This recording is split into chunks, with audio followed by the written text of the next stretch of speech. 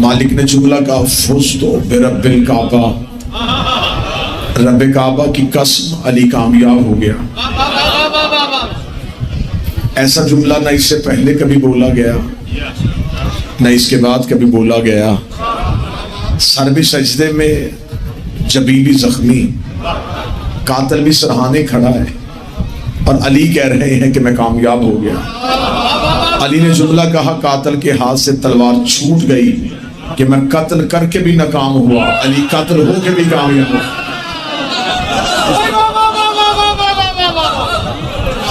कातिल बिस्मिल्लाह बादशाह हुसैन इज़्ज़त यार, कातिल परेशान हो गया कि अली ने जुमला कहा और अली कामयाब थे, कामयाब हैं और हमेशा कामयाब रहेंगे। आज कातिल का नाम लेने वाला भी कोई नहीं, आज हर जगह पे अली के मांगने वाले मौजूद। कातिल आया था अली को मुसल्ले में इसलिए कत्ल करने कि कातिल चाहता था कि अली इबादत से निकल जाए। सुबह से लेकर शाम तक बैठे आप, असर गर्मी का है तो अल्लाह क़यामत की गर्मी से बचाएगा। कातिल चाहता था कि अली को मुसल्ले पे वार करूं। कातिल ने इंतखाब मैदान नहीं किया, कातिल ने मस्जिद का दरवाजा नहीं किया, कातिल ने मस्जिद का सहन नहीं किया, उसने मुसल्ले से अली पे वार किया ताकि अली को इबादत से निकाले। लेकिन कायनात का सबसे बड़ा नमाजी अली, अली ने मुसल्ले की जीन को ना छोड़ा, अली मुसल्ले पे सवार रहे, अली ने मुसल्ला ना छोड़ा, अली ने सर सजदे से ना उठाया, अली ने सर दे दिया लेकिन सर ना उठाया। सजदे की लाज बन गई, नमाज का भरम कायम हो गया, इबादत का रोग बढ़ गया। मुसल्ला अली ने ना छोड़ा, मुसल्ले ने भी अली की पेशानी चूम के कहा, तेरे लहू की कसम है तूने मेरी पूछ को खाली नहीं किया, मैं भी क़यामत तक वो नमाजी बर्दाश्त नहीं करूंगा जिसके दिल में अली रहे।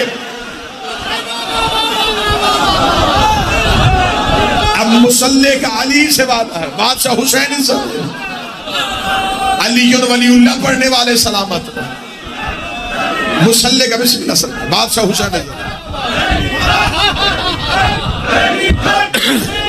बिस्मिल्लाह सरकार, बादशाह हुसैन मुसल्ले का अली से वादा हो गया। या अली फिर मेरा भी वादा, मैं वो नमाजी कबूल ही नहीं करूं जिसके दिल में अली ना हो। मैं जुमला भी पढ़ूंगा और चेहरे भी पढ़ूंगा।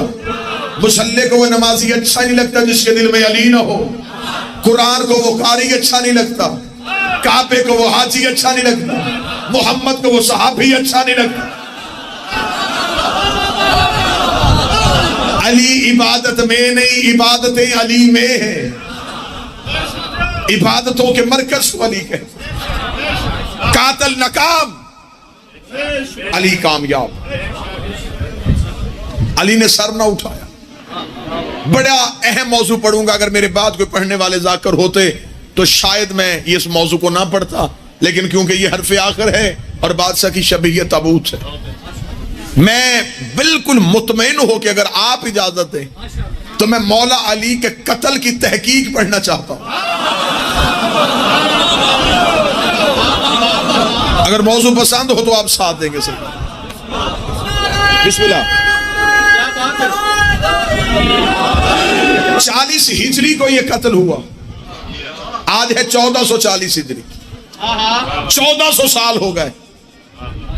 कूफे की मस्जिद में कत्ल हुआ। कत्ल भी किसी आम शख्सियत का नहीं, रसूल के भाई का, उस दौर के खलीफतुल मुस्लिमीन का। इतना बड़ा कत्ल हुआ और आज तक हमें मुअर्रिख ने बताया कि अली के कातिल इब्ने मुलजम था। ये है मुअर्रिख की ज़ियादती, ये है तारीख का जुल्म। उसने सिर्फ किराए का कातिल बताया।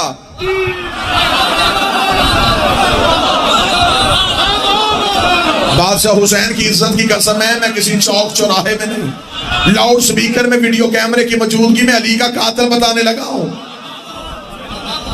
जुल्म क्या हुआ, सिर्फ बताया गया जी इब्ने मुलजम। इब्ने मुलजम तो किराए का कातिल था, और वैसे भी किराए के कातिल भेज के कत्ल करवाना हिंदा के बेटों की पुरानी आदत।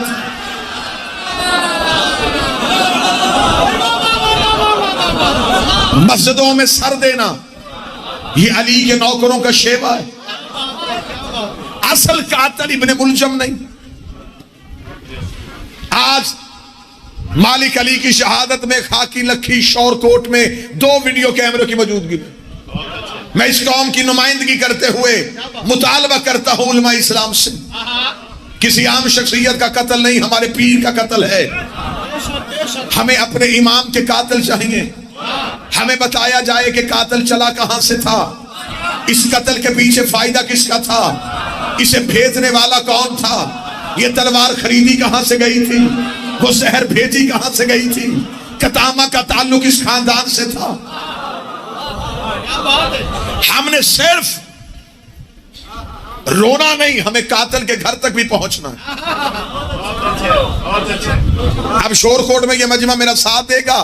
मैं डालता हूं तरी के कलेजे में हाथ, मैं डालता हूं मुअर्रख के गिरेबान में हाथ। हम निकालते हैं तारीख से अली का कातिल। मुझे किस बात पे लोग मिंबर से अली का कत्ल इसलिए नहीं पढ़ते क्योंकि अली का कत्ल पढ़ेंगे तो कुछ ऐसी शख्सियात के नाम आ जाएंगे जिससे किसी की दिल आजारी हो जाएगी। मेरी कोई मजबूरी किसी की दिल आजारी के साथ नहीं, क्योंकि मेरी शख्सियत का कत्ल नहीं, अली मेरे मजहब का नाम है। किसी की झोपड़ी को आग लगे तो फिर लगे, किसी का दिल जले तो फिर जले। बाप के कातिल को तो बंदा माफ ना करे, और कत्ले अली पे मसलहत तमीज खामोशी है। सिर्फ इस वजह से कहीं रिस्क बंद ना हो जाए, तो रिस्क तो तकसीम ही नजफ से होता है, सांसें तो मशहद से मिलती हैं। पूरी डट के मैं कत्ले अली की इंक्वायरी पढ़ने लगा हूं। 1400 साइल हो गए लोगों को इस फाइल को दबाए हुए। इजाजत है जी पढ़ा जाए। दाद की छुट्टी तवज्जो पूरी रखनी, बच्चे खुसूसन ज़हनों में रखना। अंधा कत्ल हो जाना जी, किसी चौक चौराहे में कत्ल हो और कातिल का पता ना चले, सबसे पहला जहन में सवाल यह आता है कि पता करवाओ मकतूल की दुश्मनी किससे थी।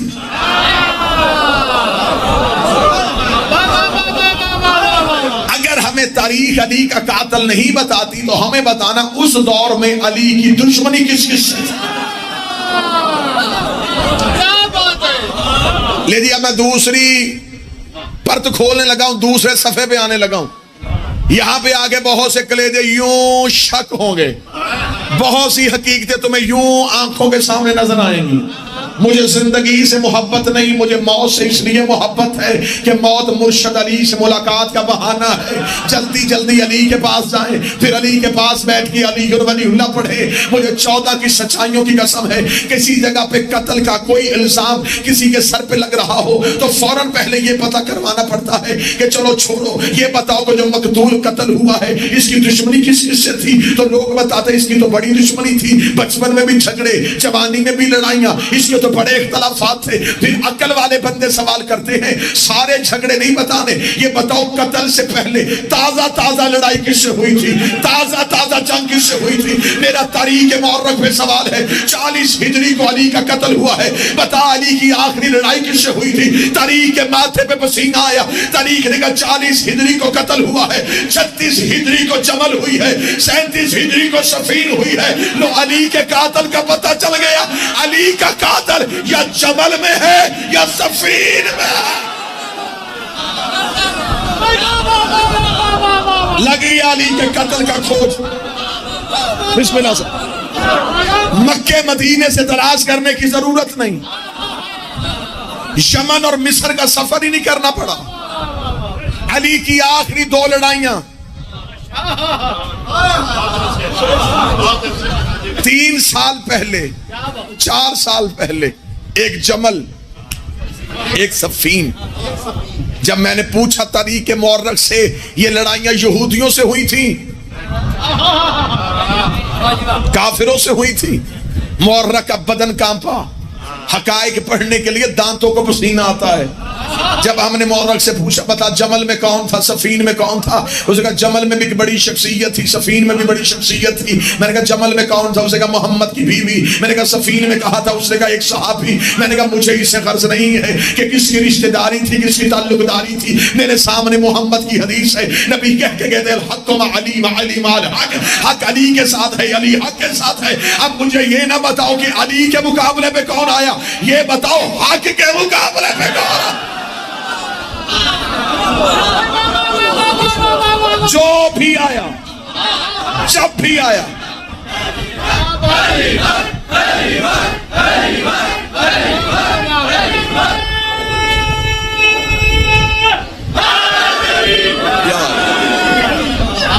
मौजू पसंद है या नहीं पसंद है?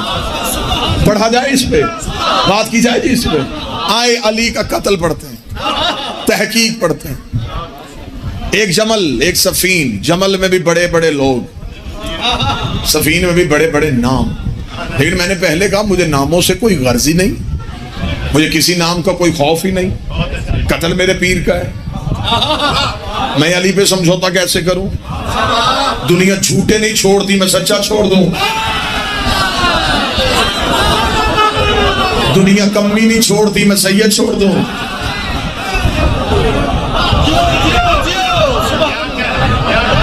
मेरी मजबूरी है, मेरे रहबर का कत्ल है, मेरे पीर का कत्ल है, मेरे मुर्शद का कत्ल है। हम पढ़ेंगे कत्ले अली की तहकीक। बस ठीक हो गया जी, पानी मैंने नहीं पीना जी। बस आए कत्ले अली की तहकीक पढ़े। पहली लड़ाई जमल। तो जो आप, मैंने आपकी तवज्जो रखने के लिए कहा है कि मैंने पानी नहीं पीना। जमल सफीन। जमल क्यों हुई, सफीन क्यों हुई? आए सबसे पहले देखते हैं कि जो जंग अली की हुई थी जमल, तख्त के लिए हुई थी, इक़्तिदार के लिए हुई थी, खिलाफत के लिए हुई थी। अगर तख्त, ताज, खिलाफत, इक़्तिदार, हुकूमत नहीं था, इस जंग के मुहर्रिकात क्या थे? जंगे दोस्तियों में नहीं होती, जंग हमेशा दुश्मनी में होती। देखते हैं कि दुश्मनी की वजह क्या थी। अब मैं जो लफ्ज पढ़ूंगा वो लफ्ज मेरे रिकॉर्ड हो रहे हैं। वीडियो कैमरा सामने हो तो बंदा लफ्ज से एक इंच भी पीछे नहीं हट सकता। मैं पूरी जिम्मेदारी से अपना बयान कत्ले अली की तहकीक पे रिकॉर्ड करवाने लगा। जब हमने तारीख से पूछा कि जमल क्यों हुई, तो जमल के पीछे जो मुहर्रिकात थे, जो वजह थी, वो वजह यह थी कि जब तीसरी खिलाफत का दौर था, उस वक्त मदीने में दो बड़े ग्रोहों ने तीसरी खिलाफत का बाइकाट किया। मैं अब हकाइक पढ़ने लगा हूं आपके सामने। मैं अब तारीख के जंगल से गुजरने लगा हूं। मेरे कांटों में से गुजरना भी पड़े तो मैं गुजरूंगा, ताकि हकीकत तक पहुंचा जा सके। जब तीसरी खिलाफत का दौर था तो दो बड़े ग्रोहों ने तीसरी खिलाफत का बाइकाट किया। पहला ग्रोह नबी की बीवियों में से एक ग्रोह था, जिन्होंने तीसरी खिलाफत को कबूल नहीं किया। वजह क्या थी? वो वजह यह थी कि तीसरे खलीफा ने अपनी खिलाफत के दौर में नबी की चंद बीवियों का वजीफा कम कर दिया था। पहले मिलता था ज्यादा, और यह भी तारीख कहती है कि नबी की हर बीवी का वजीफा एक जितना नहीं था। सबके वजीफे अलहदा अलहदा थे। एक ही नबी की बीवी है जिसने बैतुल माल से कभी कुछ नहीं लिया।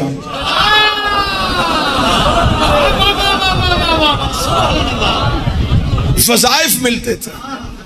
अब मेरा तारीख से सवाल है कि जब सब एक जैसी थी, वजीफा एक जैसा क्यों नहीं था?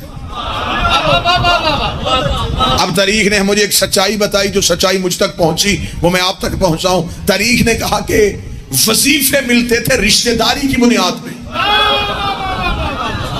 जिसका जिस हुकूमत से जितना करीबी रिश्ता था, बात समझ आ रही है कि नहीं आ रही, उससे उस रिश्तेदारी की वजह से वजीफा ज्यादा मिलता था। मैंने तारीख के मौर्रख के चेहरे पे तमाचा मारकर, झूठ, रिश्तेदारी की बुनियाद पे नहीं मिलता था, अली की दुश्मनी की वजह से मिलता। जिसकी जितनी अली से दुश्मनी ज्यादा थी, उस वजह से वजीफा मिला। अब जब तीसरे खलीफा ने वजीफों में कमी की तो नबी की एक ज़ौजा जिन्होंने अली से जंग की, ये मदीना छोड़ के बसरा मुंतकिल हो गए कि जब तक इस खलीफा का दौर है मैं मदीने नहीं रहूंगी। ये नाराज होके बसरा चली गई। तवज्जो से बात सुनिएगा, मैंने दाद की छुट्टी दी है, तवज्जो की नहीं। क्या बात। अब ये बसरा चली गई। दूसरा ग्रोह जिन्होंने तीसरी हुकूमत को तस्लीम नहीं किया वो कौन थे? ये मदीने के पुराने रहने वाले लोग थे। इन्होंने क्यों नहीं कबूल किया? वो कहते थे कि एक शख्स ऐसा था जिसे नबी ने अपनी जिंदगी में मदीने से निकाला था। नाम उसका मरवान था, हकम का वो बेटा था। ये दोनों बाप और बेटा हमारे नबी की नकलें उतारा करते थे। रसूल ने नफरत की वजह से इनसे अजहार बेजारी की। खुदा ने जबरील के जरिए पैगाम भेज दिया कि तू तो बर्दाश्त कर लेता है, मुझसे नहीं होता, इन्हें मदीने से निकाल। ये बाप बेटा नबी ने मदीने से निकाले थे और कहा था मेरे बाद जो भी तख्त पे आए वो इन्हें और बाहर निकाल ले ताकि ये मदीने वापस ना आ सके। पहली दो खिलाफतों पे नबी की वसीयत पे अमल किया गया। तीसरे खलीफा का जब दौर आया, इसने बजाय और दूर भेजने के वापस मदीने बुलाया। मदीने बुला के मिस्र का गवर्नर बना दिया। हकायक सुनते आइएगा। अब ये मिस्र के गवर्नर बन गया वो, और मिस्र उस दौर की सबसे अमीर तरीन रियासत थी। सबसे ज्यादा बैतुल माल में पैसा मिस्र से आता था। जहां सबसे बड़ा अमानतदार बिठाना चाहिए था वहां सबसे बड़ा खाइन बिठा दिया गया। जब ये खबर मदीने के उन लोगों तक पहुंची तो उन्होंने भी तीसरी खिलाफत का बाइकाट कर दिया। ठीक हो गया जी। मैं जंगे जमल की वजह पढ़ने लगा हूं। आखिर मदीने के पुराने लोग इकट्ठे होकर हजरत मोहम्मद बिन अबी बकर के घर आए। उन्होंने कहा मोहम्मद क्योंकि तेरे अली के साथ ताल्लुकात अच्छे हैं, तो अली से जाके कह कि खलीफा से जाके पूछे कि उसने इस शख्स को मिस्र का गवर्नर क्यों बनाया। मोहम्मद बिन अबी बकर रात के वक्त अमीर अल मोमिनीन के घर गए। और ये बात ज़हन में रखिएगा कि तारीख ने बहुत बड़ा जुल्म किया। इन्होंने मौला अली की पहली खिलाफतों के दौर में अली की खामोशी को ये कहा कि अली ने वो दौर बड़ा खामोशी से गुजारा, अली घर में रहते थे। अली ने एक इनकलाब की तैयारी की उस दौर में। उस दौर को खामोश दौर ना समझा जाए। एक बात लिख के मौरख ने अली के सारे दौर पे जुल्म कर दिया कि अली जी उस दौर में घर में कुरान जमा करते थे। वो कौन सा कुरान था जो अली के पास नहीं था?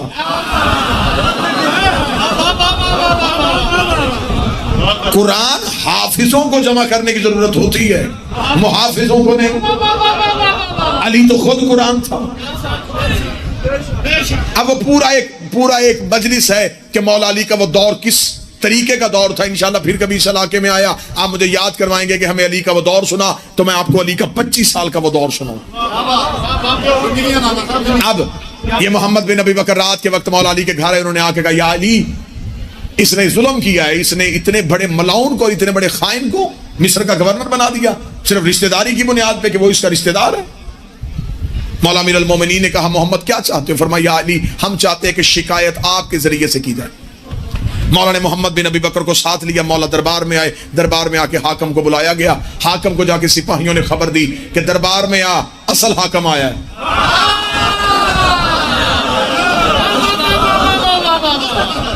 नबी का भाई, दमाद पैगंबर, वारिस रसूल, वसी पैगंबर अली तशरीफ लाए। ये उठ के आया। उठ के आगे पूछा जी या अली, आप जहमत फरमाई, आप कोई नौकर भेजते, कोई हुक्म था?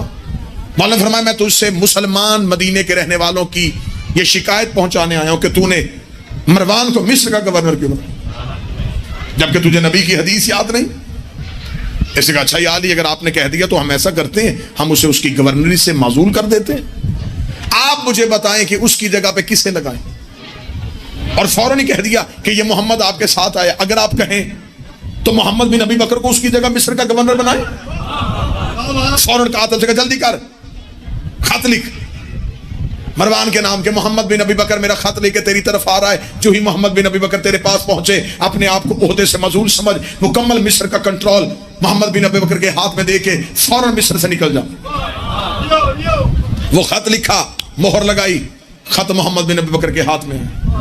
मोहम्मद बिन अबी बकर ने खत को लिया, मौला अमीर अल मोमिन दरबार से निकले, मोहम्मद पीछे पीछे चल रहा है। मोहम्मद बिन बकर दिल में सोच रहे थे कि अली के आने की वजह से बड़ी इज्जत की हाकम ने, इसने इतनी जल्दी फैसला कर लिया। जो ही अली के घर का दरवाजा आया, अली घर में दाखिल होने लगे। मोहम्मद बिन अबी बकर ने रोके का, मालिक अगर आप हुक्म करें तो क्या मैं अभी मिस्र के लिए रवाना हो जाऊं? अली का एक कदम घर में था, दूसरा बाहर था। अली ने पीछे मुड़ के देख के कहा, रात के वक्त सफर न करना।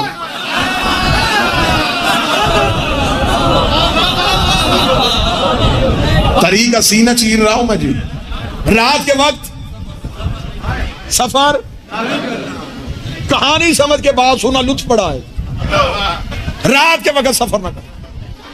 मोहम्मद बिन अबी बकर के जहन में बात, हुक्म इमाम था। मोहम्मद बिन अबी बकर ने पूरा दिन तैयारी में गुजारा। अगली शाम हुई है तो मोहम्मद बिन अबी बकर अपने गुलामों के साथ मदीना से बाहर निकले। अभी मदीना से चंद मील के फासले पे गए थे कि रात हो गई। मोहम्मद बिन अबी बकर को हुक्म इमाम याद। मोहम्मद बिन अबी बकर ने अपने गुलामों से कहा, फौरन सामान उतारो, यहीं पे खैमे लगाओ, रात यहां गुजारेंगे। उन्होंने मोहम्मद से कहा कि अभी तो कोई सफर भी नहीं हुआ, और वैसे भी अरब के लोग सफर रात को करते थे। दिन की गर्मी में जानवर का चलना और इंसान का सफर करना मुश्किल था।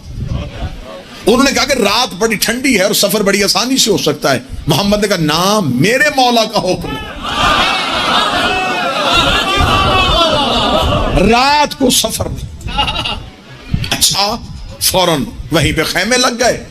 खैमे लगने थे। मोहम्मद बिन अबी बकर ने कहा, मशाले यानी कि आग रोशन कर दो। वो आग रोशन इसलिए की जाती थी कि अगर कोई दूर से गुजरे उसे पता चल जाए कि ये कोई शरीफ काफला बैठा हुआ है। वरना रात की तरीकी में ऐसे लोगों का बैठना इस बात की भी अलामत थी कि कहीं ये लूटने वाले ना हो। शरीफ हमेशा चिराग जला दिया करते थे। इसलिए अली कहते हैं कि मगरिब के वक्त कोई चिराग जला लिया करे। मशाले रोशन हो चुकी थी। मोहम्मद बिन अबी बकर खैमे में मुसल्ला बिछा के तस्बीह इलाही में मसरूफ थे। या मोहम्मद बिन अबी बकर के कानों में रात के वक्त किसी तेज घोड़े के टापों की आवाज है। मोहम्मद बिन अबी बकर ने फौरन कान उठाया और जहन में सवाल आए। एक शख्स है, घोड़ा भी तेज है, दौड़ा भी रहा है, निकला भी अभी अभी मदीने से।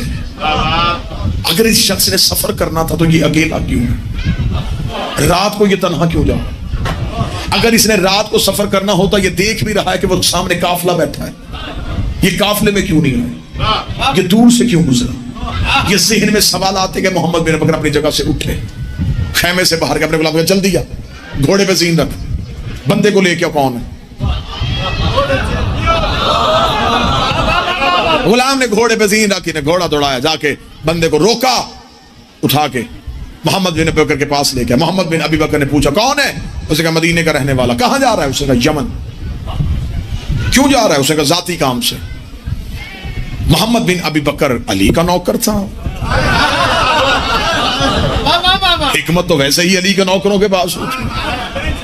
मोहम्मद बिन अबी बकर ने जहन में उसके सवालों के जवाब से मुतमिन न हुए।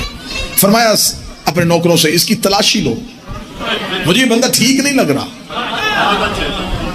तलाशी ली गई, जिसके पास इसका जाती सामान है को ज्यादा रहा है। मोहम्मद ने कहा, नहीं, बंदा ठीक नहीं। और इसके पास क्या है? इसके घोड़े के गले में एक मशकीज़ा है जी, पानी का, उतारो। क्या तेरे मशकीज़े में? पानी है। मोहम्मद बिन बकर ने कहा, पानी बहाओ। पानी बहा, मशकीज़ा चीरो। मशकीज़ा चीरा, अंदर से शीशे की बोतल निकली। बोतल मोहम्मद बिन अबी बकर के हाथ में, उसने तलवार की न्याम मार के बोतल को तोड़ा, अंदर से खत निकला।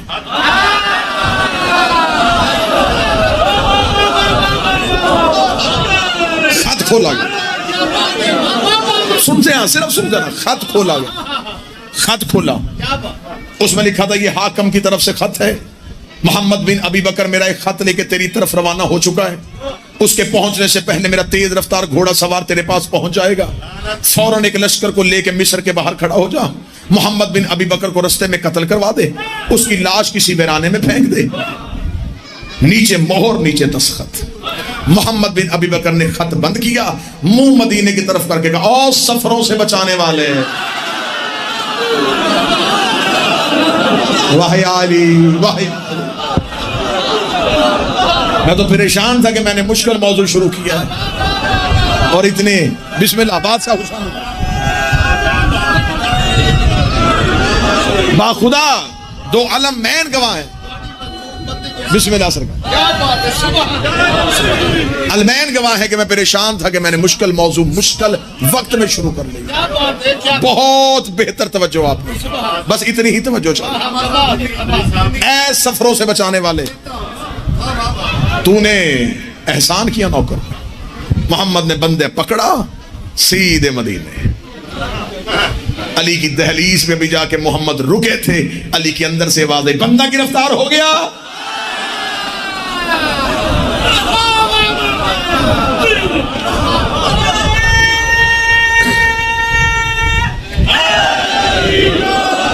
अली का पहला कदम घर से बाहर आया। मोहम्मद ने बंदा अली के कदमों में फेंका। कदमों में फेंक के मोहम्मद ने हाथ बांध के कहा, या अली जब खबर थी कि ये राज है फिर मुझे भेजा क्यों था? अली मुस्कुरा के फरमाते, मोहम्मद मैं सबूत के बगैर हमला नहीं करता। अली का मुकाबला उस दौर के मुनाफिकों से था, शरीरों से मुकाबला था, सबूत के बगैर हमला नहीं। क्या बात। मोहम्मद का मौला हुक्म फरमाया, बंदा उठाओ। अली घर गए। तारीख कहती है अली ने जर्द रंग की अबा ओढ़ी। जर्द अबा हमेशा मौला मैदान जंग में पहन के जाते थे। लोग कहते हैं कि जब मौला अमीर अल मोमिनीन जर्द अबा ज़ेब तन करते थे तो लोगों को खबर हो जाती थी कि आज अमीर अल मोमिनीन जलाल में है। फिर जब अली चलते थे तो मदीने में कोई अली का रास्ता नहीं रोकता था कि आज अमीर जलाल में जा रहा है। अमीर ने जर्द अबा कांधे पे दी, चेहरे पे जलालत। रात के वक्त अली दरबार में गए, नेजा बरदार नेजे लेके खड़े। अली ने ठोकर से दरवाजा खोला, बुलाओ इसे। तख्त से नीचे गिरा। जी अली, क्या हुआ? अली फिर मोहम्मद, बंदा सामने लाओ। कासद को खड़ा किया। अली फरमाया, ये तेरा कासद है?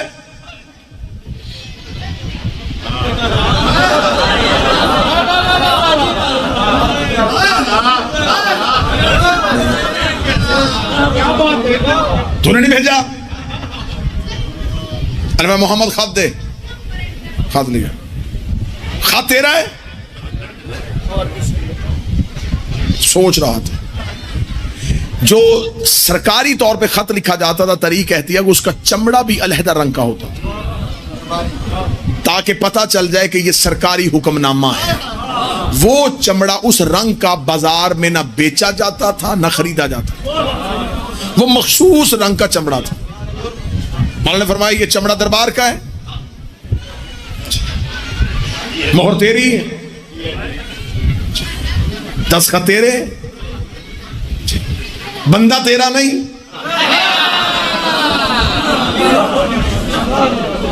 जी आली मेरा है। अभी वजाहत में जी वो मैं बताना इतना कहना था। या अली मुड़े। अली ने फरमाया, अब मेरी कोई जिम्मेदारी नहीं है। ये कह के अली बाहर निकले। अली का बाहर निकलना था, मदीने में शोर मच गया कि इसने उस शख्स को निकालने की खातिर मोहम्मद का कत्ल करने का प्रोग्राम बनाया और खत अली पकड़ चुके। एक गिरोह जो पहले ही इस रास्ते से हटाने पे आमादा था, उन्होंने रात के वक्त घर का घेराव कर लिया। उस मखसूस गिरोह ने जब घेराव किया, ये रात के वक्त दरवाजे की दीवार के पास खड़े होके इसने ऊंची आवाज में कहा, कोई अली को जाके बताए कि मैं भूखा हूं। इतना कहना था, या थोड़ी देर के बाद दो साए गली में आए। उस गुरु ने कहा रुको, कौन आ रहा है गली में? किसी ने कहा रास्ता दो, हसनैन आ रहे हैं। हसन के हाथ में खाना, हुसैन के हाथ में पानी। दीवार पे हसन और हुसैन ने पानी और खाना रख के कहा सखी ने भेजा है। इसने फौरन दीवार के पास आके कहा शहजादो, बाबे से जाके कहो कि मेरी जान खतरे में है। हसन ने बाहर से आवाज देके कहा तुमने सिर्फ खाना मांगा था। जब हसन हुसैन वापस हुए तो उस जो गिरोह जिसने गिराव किया हुआ था, अब उन्हें यकीन हो गया कि अगर इसने अब दोबारा अली को अपनी जान की मदद के लिए बुला लिया तो फिर इसका कत्ल मुश्किल होगा। रात के वक्त दीवार फलांगी, खलीफा का कत्ल हो गया। जो ही खलीफा का कत्ल हुआ, खबर पहुंच गई बसरे। बात आप भूल गए, बसरे कौन गया था?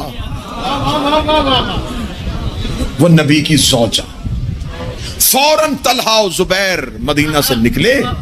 इन्होंने बसरा जाके उस नबी की बीवी से कहा सबसे अच्छा मौका अब है। जो कत्ल हुआ उससे भी हमारी दुश्मनी थी। इल्जाम लगाते हैं अली के साथ, अली को भी रास्ते से हटाएं और हुकूमत इस्लामिया पे खुद काबज हो जाए। बहुत बड़ा लश्कर हमारा साथ देने के लिए तैयार है। नबी की उस सौजा को बसरा से निकाला गया। एक मखसूस ऊंट मंगवाया गया जिसकी शक्ल भी बाकी ऊंटों जैसी नहीं थी।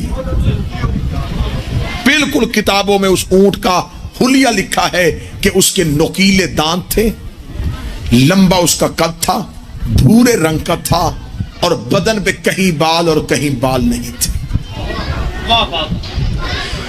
उसे मंगवा के उसके ऊपर हौदज अमारी रखी गई, उस पे नबी के ज़ौजा को बिठाया गया, एक लश्कर को साथ लिया और बसरा से नेज़े पे उस सहाबी का कुर्ता लेके निकले। अलम उन्होंने भी निकाला था जिनके मानने वाले कहते हैं कि अब देखने से निकाह टूट जाता है। पूरा लश्कर लेके बसरा से चले। एक जगह ऐसी आई जहां पे आके उस लश्कर के पीछे कुत्तों ने दौड़ना शुरू किया। इतने उस कबीले के कुत्ते आए कि उन्होंने लश्कर को रुकने पे मजबूर कर दिया। उस नबी की ज़ौजा ने जल्दी जल्दी तलहा और जुबैर को बुला कर जल्दी आओ, जल्दी जल्दी मुझे बताओ ये जगह कौन सी है, ये बस्ती कौन सी है? उन्होंने कहा ये हव्वाब है इस बस्ती का नाम। उसके चेहरे की सर्दी आ गई। उसने कहा मुझे नबी ने मदीने में सोए हुए उठा के कहा था एक वक्त आएगा मेरी बीवियों में से एक बीवी को हव्वाब के कुत्ते भौंकेंगे और वो हक पे नहीं होगी।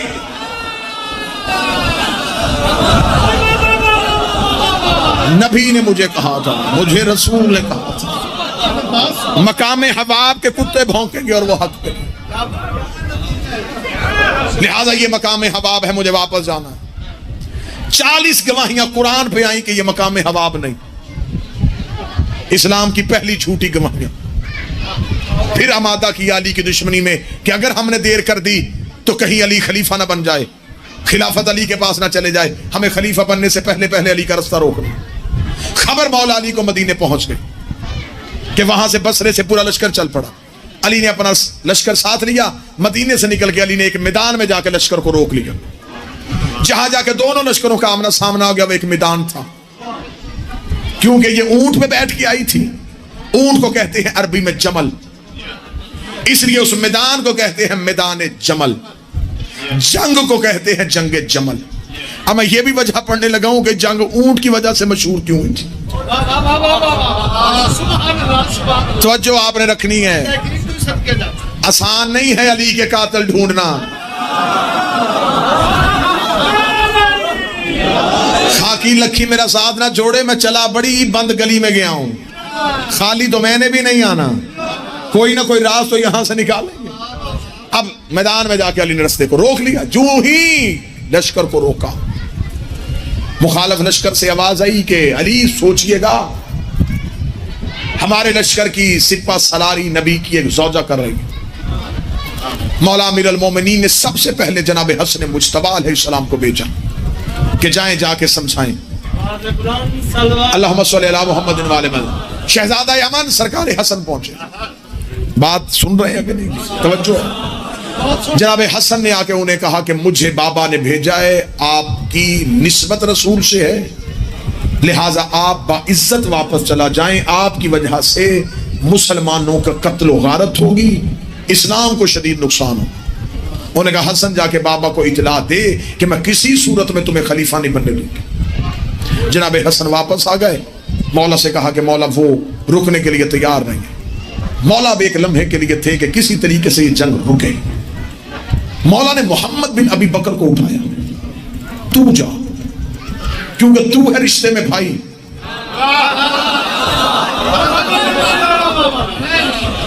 सोचो तो सही कि अली को किस दौर में कैसे लोगों से सामना था। मोहम्मद तू जा। मोहम्मद बिन अबी बकर रात के वक्त आए। किताबें कहती हैं कि ये खैमे में बैठी हुई थी, दरवाजे में दो सिपाही खड़े किए हुए थे। मोहम्मद खैमे में जाने लगे, सिपाहियों ने नेज़ों से मोहम्मद को रोका। उन्हें रोकेगा तू नहीं मिल सकता, क्योंकि उन्होंने मना किया हुआ है कि कोई भी आए तो मैं नहीं मिलूंगी अली के लश्कर से, किसी को भी मैं मिलने के लिए तैयार हूँ। मोहम्मद ने कहा उन्हें जाके बताओ कि मैं मोहम्मद बिन अबी बकर हूँ। जाके जब सिपाही ने कहा कि आपसे मोहम्मद बिन अबी बकर मिलने के लिए आए, वो कह रहे मैं भाई हूँ, तो उन्होंने हुजरे के अंदर पर्दे के पीछे खड़े होकर बात दी, मोहम्मद मैं तुझसे मिल लेती अगर तू अली के लश्कर में ना होता, क्योंकि तूने अली का लश्कर कबूल किया, तूने मुझे रिश्ते में भाई था तू मेरा, तूने अली का लश्कर कबूल किया, लिहाजा मैं तुझे कभी भी मिलने के लिए तैयार नहीं। इतना कहना था मोहम्मद के जुमले आज भी तारीख में है। मोहम्मद ने कहा अगर तू अली की वजह से मुझे छोड़ रही है, तेरी जैसी 1000 बहनें हो, मैं अली से कुर्बान कर। अगर मुझे अली की वजह से छोड़ रही है। कौन कहता है कि हम इज्जत नहीं करते?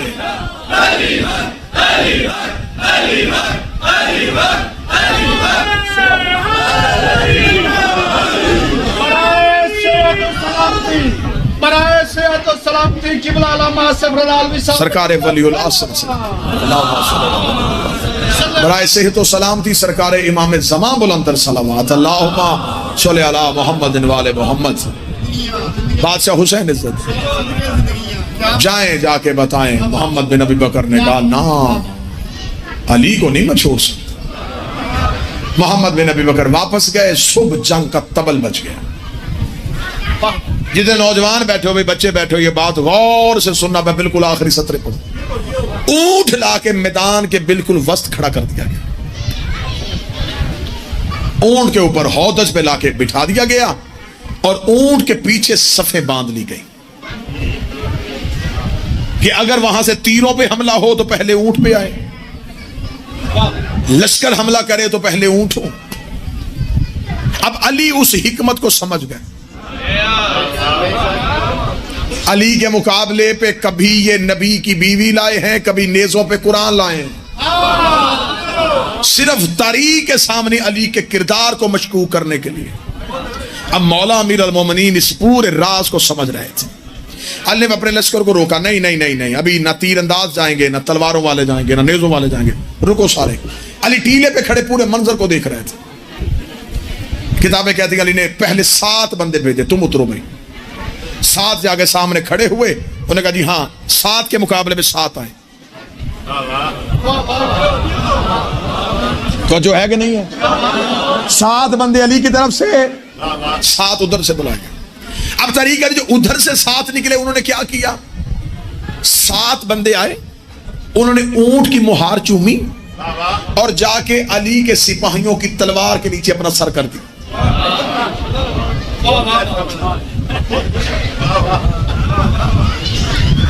अब वो जो सिपाही 7 गए थे, उन्होंने अली की तरफ देखा कि अब ये तो लड़ ही नहीं रहे, सर हमारी तलवार के नीचे किया हुआ कि मारो हमें, कत्ल करो। अल्लाह ने फरमाया रुको। मौला ने मालिक अस्तर को बुलाया। मालिक करीब, मालिक अस्तर करीब है। मौला फरमाते मालिक मुझे अंदेशा है अगर ये ऊंट खड़ा रहा जैसे सामरी के बछड़े की पूजा हुई थी, इस ऊंट की पूजा ना होनी शुरू हो जाए। मालिक अस्तर ने कहा मौला फिर मेरे लिए हुक्म फरमा। मालिक चाह, ऊंट गिरा, नतीजे पे आने लगा हूं मैं, वो जिसे जाकर कहते हैं ना टीप का मिसरा, अब आया। ऊंट गिरा। अब मालिक अस्तर अली का कमांडर, जो अली के होते कमांडर हो, जिसे अली शुजा ने फरमाया मालिक हमला कर। बैदर मालिक ने घोड़े पे जीन रखी, मालिक ने तलवार को न्याम से निकाला, मालिक ने अपने घोड़े को दौड़ा के बिल्कुल ऊंट के करीब जाके मालिक ने पूरी जुर्रत के साथ ऊंट की टांग काटी। टांग कट के मालिक का घोड़ा आगे गया, मालिक ने पीछे मुड़ के देखा 3 टांगे ऊंट खड़ा है। मालिक ने वापस घोड़ा दौड़ाया, फिर टीले पे आए, फिर चक्कर काटा, फिर तलवार निकाली, फिर ऊंट की पिछली टांग काटी, 2 टांगे ऊंट खड़ा। हकाइक पढ़ रहा हूं मैं आपको। सब क्या बात है। अब अली के नौकर देख रहे हैं ये क्या हो रहा है। शायद ऊंट इतना सेहतमंद है कि वो अपनी 2 टांगों पे अपने वजन को उठाए। अली फिर मालिक हमला दोबारा कर। मालिक ने फिर टीले से घूम के आए, तलवार ने आम से निकाली, फिर मालिक ने घुटने दोनों जमीन पर रख के हमला किया। तीसरी टांग कट गई, 1 टांग ऊंट खड़ा। जब 1 टांग पे ऊंट खड़ा तो उधर से लश्कर से शोर मच गया, हम हक पे हैं, देखो अल्लाह हमारे साथ है, अल्लाह इस ऊंट को गिरने नहीं दे रहा। जब अल्लाह अल्लाह की सदाएं आने लगी तो अली के नौकरों ने अली का चेहरा देखा। अली वहां जमल के टीले पे खड़े थे। मालिक ने देखा, मौला हुक्म क्या है? अली के बाद मालिक ला हौला वाला पढ़ के हमला कर। ऊंट नहीं, शैतान खड़ा है। मालिक ये ऊंट नहीं, ये शैतान है, लाहौला पढ़ के हमला कर। मालिक ने अपने घोड़े को दौड़ाया, अपनी तलवार को हवा से घुमाते लाहौला वला कुव्वता इल्ला बिल्लाह। अली अज़ीम की सदाएं देता देता इधर मालिक के इधर ऊंट के करीब आया। मालिक ने दोनों हाथों से वार किया, ऊंट की टांग का कटना था। हौदज जमीन पे गिरने लगा, लोगों की धड़कनें बंद हो गई, नबी की शौजा का कत्ल होने लगा, नबी की शौजा की तौहीन हो गई। ये अली के पीछे से एक जवान को अली ने इशारा किया, वो बिजली किसी तेजी से गया, उसने हौदज को जमीन पे गिरने से पहले अपना घोड़ा ऊंट के करीब किया, हौदज में हाथ डाला, उसे हौदज से निकाल के घोड़े की पूंछ में बिठाया। उन्होंने आवाज दी, हाय अली ने गैर का हाथ मुझे लगवा दिया। उसे नकाब हो जाएगा, चुप, तेरा भाई मोहम्मद बिन अबी बकर।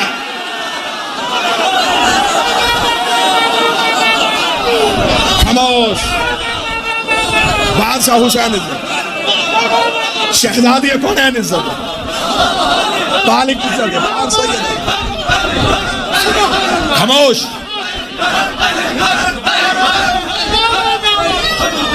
तेरा भाई मोहम्मद वो दिलों के राज जान, गैर नहीं। अली ने मुझे भेजा लाके। अब अगली बात जो शायद आज तक आपने मिंबर से न सुनी हो, ये नौकर पहली बार यूं रात से पर्दा उठाए, खैमे में लाके बिठाया गया। अब अली बेटों के साथ मिलने के लिए आए। अली ने खैमे के दरवाजे पे खड़े होकर कहा, मैंने पहले हसन को भेजा, फिर मोहम्मद को भेजा, मैंने हर हुज्जत को तमाम किया। आपको चाहिए था आप कत्लो गारत ना होने देते, आप पहले ही वापस चले जाते। उन्होंने कहा, ए अली मुझे एक बार मदीने पहुंचने दे, मैं शोर बर्पा करूंगी, मैं कब्र रसूल में जाकर सर के बाल खोलूंगी कि मोहम्मद की सौदा के साथ ये हुआ, नबी की बीवी के साथ ये हुआ। बार बार जब उन्होंने नबी की सौदा, नबी की सौदा, नबी की सौदा, अली ने बेटों की मदद में, दोबारा ये बात ना कीजिएगा, आप थी है नहीं, आप थी है नहीं। उन्होंने कहा, क्यों नहीं थी? फरमाया, मैं मोहम्मद का नफ्स होने की वजह से आज से आपको मोहम्मद के रिश्ते से काट।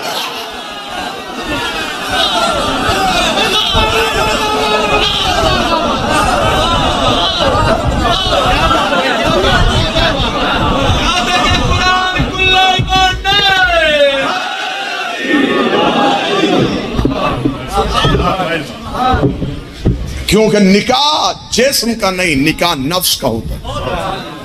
आज भी निकाह के जो सीगे पढ़े जाते हैं, ज़व्वजत नफ्सी, नफ्स, निकाह नफ्स का नफ्स से होता है। अली है मोहम्मद का नफ्स। रसूल कह के गए थे, मेरे औसिया में से एक वसी होगा जो मेरी निस्बतों को खत्म भी कर सकता है, जो मेरी निस्बतों को बहाल भी रख सकता है। जमल में अली की दुश्मनी फैलती फैलती अगला साल हुआ, सफीन आ गया। मुसलमान फिर अली की दुश्मनी लेके सफीन के मैदान में आ गए। क्योंकि वक्त बहुत तेजी से गुजर गया। यकीनन मैं 4 जुमले सफीन भी आपको सुनाता कि कौन कौन से रूप धारे गए अली को मिटाने के लिए। जब खबर हो गई कि अली मैदान से नहीं मरेगा, अली को मक्तल में नहीं मारा जा सकता, फिर सोचा गया अली को वहां कत्ल करें जहां अली खामोश होता। यमन से इब्ने मुलजम को खरीदा गया, शाम मंगवाया गया। कतामा नामी औरत जो शबीब की बेटी थी उसे कूफे भेजा गया। पूरा 1 महीना इब्ने मुलजम कूफे में रहा। जब इसने पहली नमाज अली के पीछे आके पढ़ी, अली ने जमात में इसका चेहरा देख के कहा इन्ना लिल्लाहि व इन्ना इलैहि राजिऊन। ये यमन में रहता था, ये कूफे में रहता था, ये बीमार हो गया। इसका घर बार, इसका अपना कोई नहीं था। इसकी दवा लेके अली इसके घर गए। अली ने अपने हाथों से इसे दवा दी। इसने उठ के अली के हाथ चूम के कहा मैंने तेरे जैसा शरीफ इमाम कभी नहीं देखा। इतना कहना था, अली की दाढ़ी आंसुओं से भीग गई। अली रो के कहा फिर मेरी बेटियां यतीम ना करना। बिस्मिल्लाह, रास्ता दें। मालिक के नोहा खान, मौला के जाकर, बादशाह हुसैन इज्जतों के साथ सलामत रखें। एक परदेश, एक ईद और फिर यतीमी। बस फजाइल क्योंकि मैं ज्यादा पढ़ गया, मुख्तसर मुसाहिब पढ़ूं। बादशाह के ताबूत की बरामदगी, परदेश, यतीमी, अली की बेटी। गुजर गई ईद, मुसलमानों ने बाजारों में की, मेरी कौम ने बारगाहों में की। मेरा सलाम उस कौम को जिसने काले कपड़े पहन के ईद की, जिन्हें खबर है कि इस ईद पर ज़ैनब यतीम हुई। मुसलमानों की बेटियां खरीदारी करती रही, मेरी कौम की बेटियां अली की अज़ादारी करती रही। हम ईद के मुनकर नहीं, लेकिन हमें आले मोहम्मद के गम से बड़ा प्यार है। सदा तो गैर सदा से माफी मांग के कहूं, बेटियों को ईद वाले दिन तो पे के घरों की आस होती है। किसी का भाई ईद देने आता है, किसी का बाबा ईद देने आता है। ज़ैनब को बाबे के बाद पहली ईद कूफे में आई। हसन ने सर पे अली वाला अमामा रखा, बहन के घर गए, रो के जाके कहा ज़ैनब आज भाई बन के नहीं, आज बाबा बन के आया हूँ। मेरी हसरत है तू जैसे बेटियां बाप से मांगती हैं मुझसे कुछ मांग। मुसल्ले से उठी अली की आलिया बेटी, भाई के गले में बाहें डाल के कही तेरी जवानी की कसम है, मैंने तो जिंदगी में बापे से भी कभी कुछ नहीं मांगा था। हसन मौला की आवाज है फिर मेरी हसरत है तो मुझसे कुछ मांगे मैं तुझे दूं। रो कहती है हसन मैं जो मांगू वो दे देगा, पर मैं तू जो मांगेगी मैं दूंगा। हसन मौला ने हुसैन के सर पे हाथ रखा, रखेगा मैं शबीर जामन देता हूँ, तू जो मांगेगी मैं दूंगा। जो मातम करने के लिए है रोई तड़पी, रो कहते फिर मेरी मिन्नत है एक बार गाजी से कहे मेरे बापे अली के कपड़े पहन के मेरे घर में मुझे चल के दिखाए, मैं गाजी को चलता हुआ देखूंगी, मुझे मेरा बाबा अली याद। आज रोको, आज रोको, एक बार गाजी से कहे मेरे घर में आए, मैं चलता हुआ अब्बास देखूं, मुझे मेरा बाबा याद आए। आई तो बाबे की शाही देखनी थी। सदर दरवाजे पे खड़े थे अली बेटी के इस्तकबाल के लिए। हमारी पे हाथ रखेगा अस्सलाम अलैका या अहले बैत नबुव्वा। हमारी के अंदर से आवाज है अलैका सलाम, बाबा बेटी का सलाम है। किताबें कहती अली ने हमारी का पर्दा हटाया, अलैया बिनती, मेरी बेटी मेरे करीब आ। मेरी शहजादी का चेहरा बाबे के करीब गया। अली ने कांपते हुए हाथों से बेटी की आंखों से नकाब हटाया, रो के फरमाया आलिया एक लम्हे के लिए आंखें खोल। रो के कदी बाबा मुझे बड़ी शर्म आती है। फरमाया हुक्मन कह रहा हूँ आंखें खोल। बीबी ने आंखें खोली।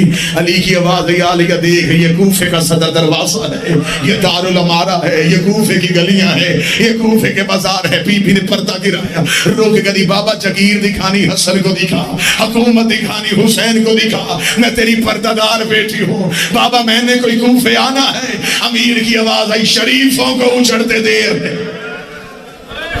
हो सकता है तुझे कूफे आना पड़े। आखिरी अफ्तार किया उस बेटी के घर जिससे प्यार था, मोहब्बत से बनाया हुआ शरबत ये कह के छोड़ दिया कि आज सुबह मेरा कोई मेहमान आना है। ले जी 18 की एक रवायत सुनाऊं, इसी पे गिरिया हो गया तो इसी पे बादशाह का जनाजा आ जाएगा। किताबें कहती हैं जब 18 रमजान 18 और 19 जो 19 ज़रब लगी है ना जी सुबह, वो पिछली रात अमीर घर में बेटियों और बेटों के साथ थे। अमीर अल मोमिनीन के दरवाजे पे दस्तक हुई, बेटे बढ़ने लगे। अली ने कहा मैं जाता हूँ। अली खुद उठे, अली ने दरवाजा खोला, देखा कि बाहर 4 घोड़े, चारों घोड़ों पे 4 जवान, चेहरों पे नकाब, तलवारें अलम की। अली का कदम आया, चारों के चारों घोड़ों से उतरे, चारों के चारों ने अली के कदमों पे हाथ रखे। अली की आवाज आई, मन अन, तुम कौन हो तुम? पहले ने चेहरे से नकाब उठाया, कदमों पे गिर के कहा मौला मैं असवद बिन नबाता हूँ। दूसरे की आवाज आई, मौला मैं अब्दुल्ला बिन औफैफ हूँ। तीसरे की आवाज आई, मौला मैं इब्राहिम इब्न माल के अशतर हूँ। चौथे की आवाज आई, मौला मैं हुज़ैफा यमानी हूँ। अली फरमाते आधी रात को मेरे दरवाजे पे क्यों आए हो? हुज़ैफा की अपनी रवायत है, हुज़ैफा चंद कदम आगे बढ़े, आगे बढ़ के हाथ बांध के दे, मौला मैं बताता हूँ आधी रात तेरे दरवाजे पे आने की वजह। अली फरमाते बोल हुज़ैफा क्या वजह है? हुज़ैफा रो के मौला जब से ये 40 हिजरी का रमजान तलू हुआ है हमें तेरी तकरीरों से बड़ा डर लगता है।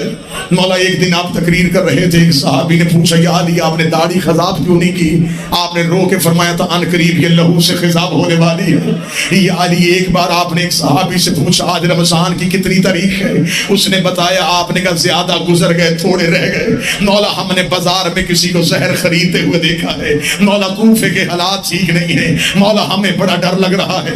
मौला हम चारों ने कसमें खाई हैं, हमने देना है आपके दरवाजे में पहरा। या अली आप मस्जिद में जाएंगे हम साथ जाएंगे, आप कहीं भी जाएंगे हम साथ जाएंगे। या अली हम चारों ने पहरा देना है। इतना कहना था अली की बात, अल्लाह तुम्हें जज़ाए खैर दे, तुमने अपने वक्त के इमाम का ख्याल रखा है। हुज़ैफा कदमों में गिर गया, खबर हमें भी है, जिंदगी और मौत के वारिस तो आप हैं, लेकिन मौला हमारी मिन्नत है, बेटियां आई हैं मदीने से, परदेश में बेटियां यतीम न करना। अली की आवाज आई, मैं तुम्हें कहता हूं अपने अपने घरों को वापस चले जाओ। हुज़ैफा कहता अली ने इमाम बन के हुक्म कर दिया, हम पे खड़ा होना हराम हो गया था। हुज़ैफा कहता हमने अपने अपने घोड़ों की बागें पकड़ी, हम अली की गली से निकले। हुज़ैफा कहता मुझे पूरी जिंदगी वो मंजर न भूला जब मैं अली की गली का मोड़ मुड़ रहा था। मैंने आखिरी बार मुड़ के देखा, अली हाथ हिला के कह रहे थे हुज़ैफा अल्लाह के हवाले, हुज़ैफा मौला के हवाले। हुज़ैफा कहता मैं रोता रोता घर आया, मैंने अपने सर से अमामा उतार के दीवार पे मारा, मैं एड़ियां रगड़ के रोना शुरू हुआ। मेरी सौजा करीबा कदी शर्म कर, अली का नौकर होके बच्चों की तरह रो रहा है। हुज़ैफा रो कर गए थे अली के दरवाजे में पहरा देने, अली ने हमें वापस भेज दिया, कूफे के हालात ठीक नहीं है। हुज़ैफा कहता मेरी सौजा ने कांधे पे हाथ रखा, रख कदी शर्म कर तू पहरा देगा। उसका अब्बास जैसा बेटा, उसका हसन जैसा बेटा, उसका हुसैन जैसा बेटा। हुज़ैफा कहता मैं रोता रोता रेत में लेट गया। थोड़ी देर बाद मेरी सौचा ने मेरे कांधे पकड़े, रोक गई हुज़ैफा जाग। हुज़ैफा सुन ये आवाज किसकी है? हुज़ैफा कहता मैं तड़प के उठा, आवाज आ रही कद कोतिल अमीर अल मोमिनीन, मारा गया मस्जिद में अली, मारा गया मस्जिद में अब्बास का बाबा। हुज़ैफा कहता मैं मस्जिद की जानब दौड़ा, मुसल्ला लहू से तर था, अली का सर ऐसे खुला था जैसे कारी के हाथों पे कुरा। मातमे अमीर।